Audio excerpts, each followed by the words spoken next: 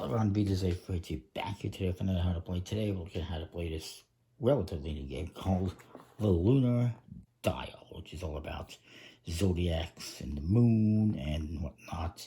It's for 2 to 4 players, ages 14 up. It's by the Morbid Network, which I think is some kind of a podcast, and also Goliath Games and Pressman Toy. Yes, that Pressman.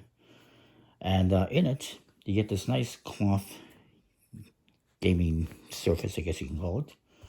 The instructions, I can put aside for the moment. Fabric game mat, it's pretty nice and thin.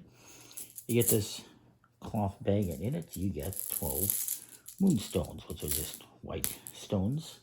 And you're going to put 3 on each side of the board here. And at the end of the game, whoever has the most moonstones wins the game, and there's going to be a few different ways to collect the moonstones. You also get this triangle thing. Let's see what it says. It's a lunar dial. This is the lunar dial, and it's got 3 different kind of objectives on either side. A different one where basically you cannot play certain suit to either side, and you're just going to put this however you want, whichever way you want. I'll just put it this way. You also get this deck of cards that has each of the 12 different zodiac signs, and each one of them has a different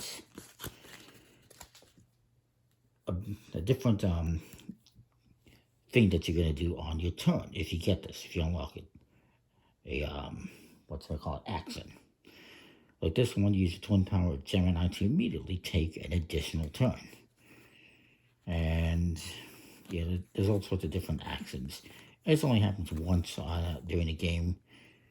It only happens when you flip this card over and unlock it. There's 2 of them, Scorpios being one of them, that you actually get to collect the moonstone on. The other one is Capricorn, I believe.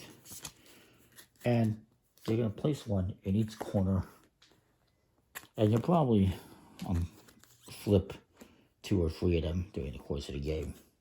The rest are out of the game. You don't use them. And then you got this deck of cards, which I'll probably do a review on alongside. It's a nice quality deck. It has 4 reference cards with a quick guide and scoring. And then you have basically a poker deck with cards numbered 1 through 13 in 4 suits. The new moon, I believe it is, no, full moon, sorry. The new moon, the crescents, and the half moon. And you're going to shuffle these up. I'll show you the backs, by the way. And you're going to deal out 4 into each one of these 3 realms. These are the realms.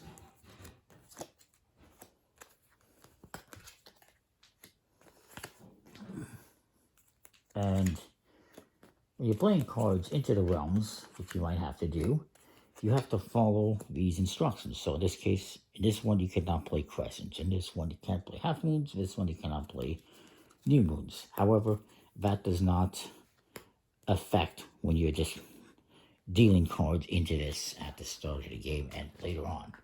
Each player will also get a hand of 3 cards. We'll just do a 2-player game. I'll put this aside. On your turn, there's 2 actions you can do. The first one is you can cast a card. You cast a card is you take a card from your hand and play it into one of the 3 realms. Again, you have to follow the rules. So, for instance, this half moon, I cannot play it over here because it says cannot play half moons. But I could play it here or here. The other thing you can do is you can collect. You can use 1 and only 1 card from your hand to collect as many cards as possible from one of the realms. Only one of the realms. You can't collect from this one and this one and this one. Just 1. And how you're going to do that is if you have a card that matches the value of any of these cards, you can collect it. It doesn't matter the suit.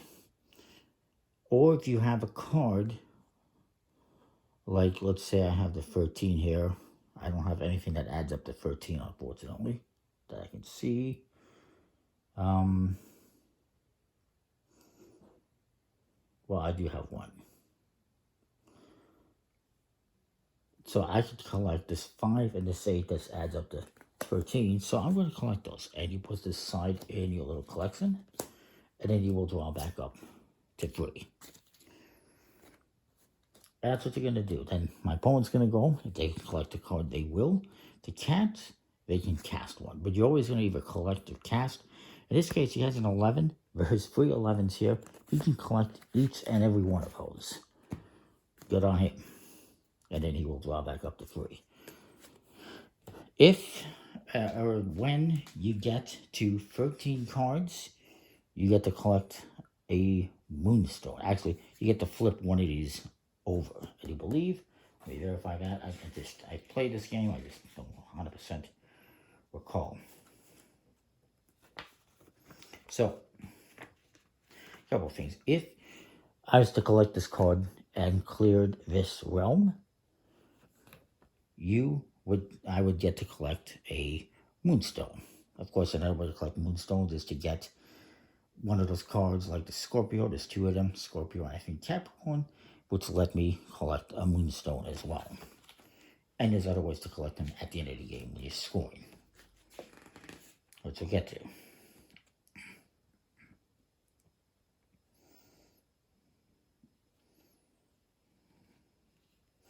And yeah, so if I collect this last card from this realm, I get a moonstone, and then I refill this with 4 new cards.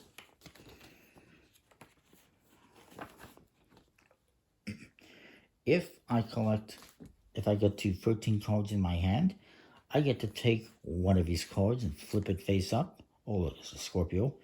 And I would take that accent. Again, if you get to 26 cards, you get to do the same thing.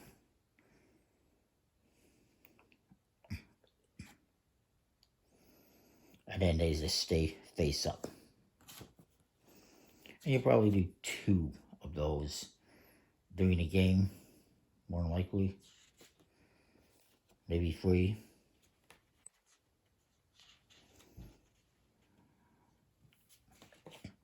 So let's see what I'm going to do here.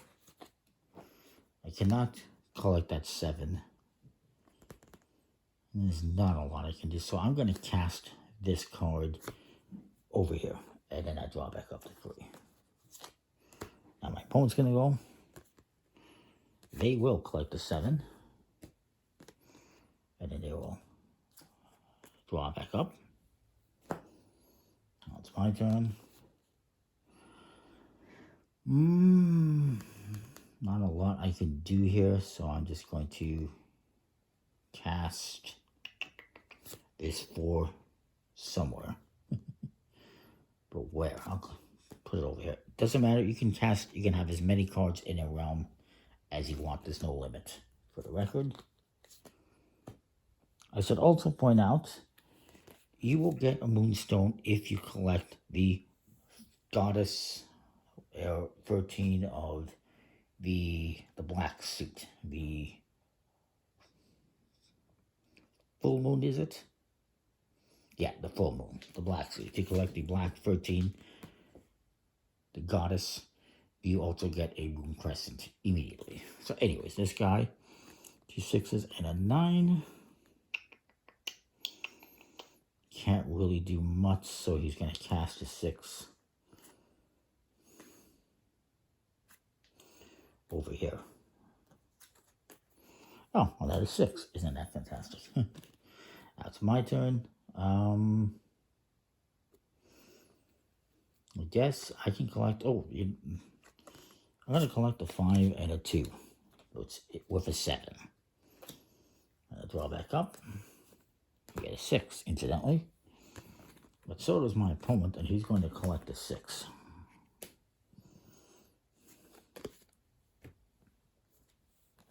So you keep going like this back and forth, looking for plays. I wish this 12 and the 1 were in the same thing, so I can collect this goddess. I can't, so I will cast this 6. And I'm going to put it over here so that they can't clear this one immediately if they happen to have the correct card.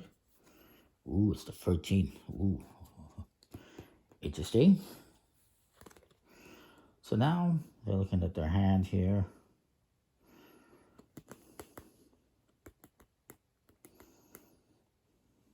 And they're going to collect this 6. Collecting black cards is also important because whoever has the most of the full moon black suit at the end of the game will also get a moonstone. Which we'll go over in a minute. So I can't collect anything, but I will cast this 13 over here.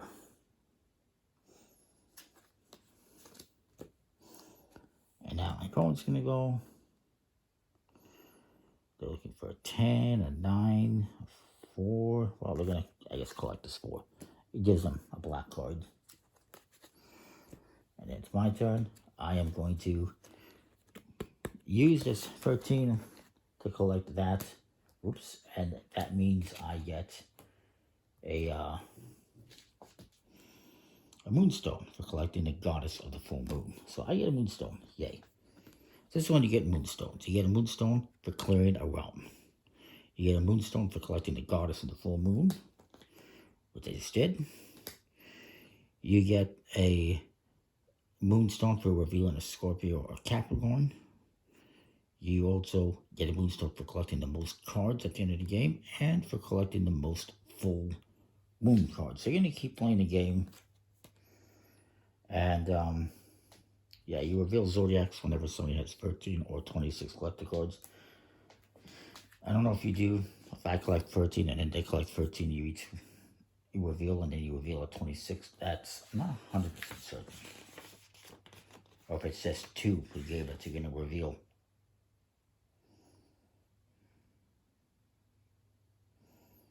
No, I guess it is just whenever somebody gets to 13. And actually, we're going to look at that. 1, 2, 3, 4, 5, 6, 7, 8, 9, 10, 11, 12. Ooh. And I have 3, 4, 5, 6, 7, 8. Okay, 8. And let's just play a little bit more. I can't recall. Oh, I had to draw a card. My opponent's turn. They're hoping to get another card here. They will. So now they have surpassed the 13 cards. They will draw back up. And they will take an action. They'll flip this one over, Leo. Dramatic. It says you must discard your entire hand and shuffle the cards back into the draw pile and draw a new hand of cards. So they get to say goodbye to this hand, which wasn't very good. And they get to redraw a new hand. And then it's going to be my turn again. And I'm a little bit behind. Oh, also they cleared this, so they're going to get a moonstone. And we're going to refill this with 4 new cards.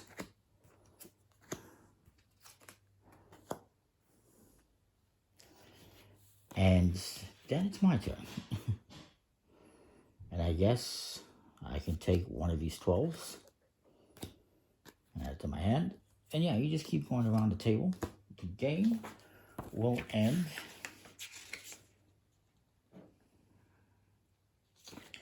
Once you've depleted this deck, once you've played it through this whole deck, then you can't obviously draw any more cards. You can keep playing and collecting cards until no more plays are possible, and then you will score. And again,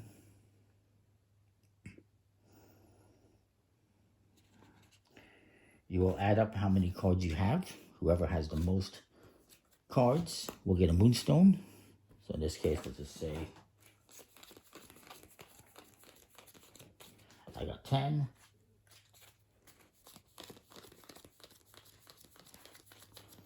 And they got more, so they would get a moonstone for the most cards. And then let's see who has the most of the black cards. I got 3, 4. I've got 3. So they would also get a moonstone.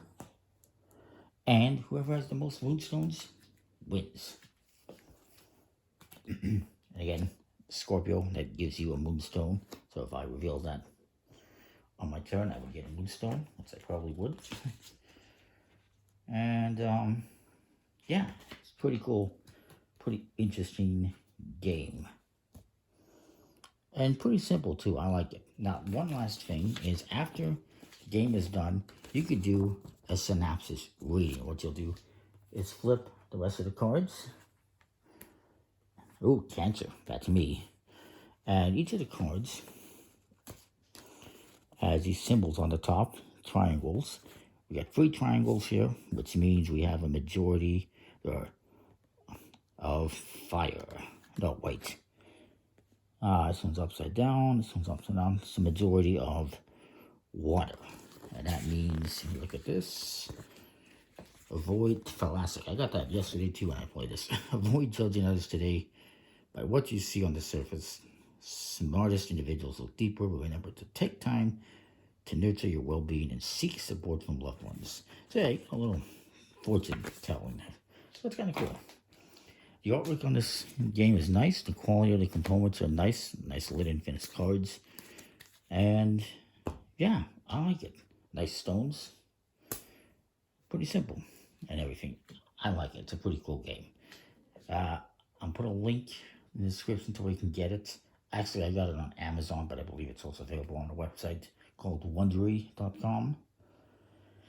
And yeah, that is that. Comment, like, subscribe, and know what you think. We'll see you next time with more. Thanks for watching.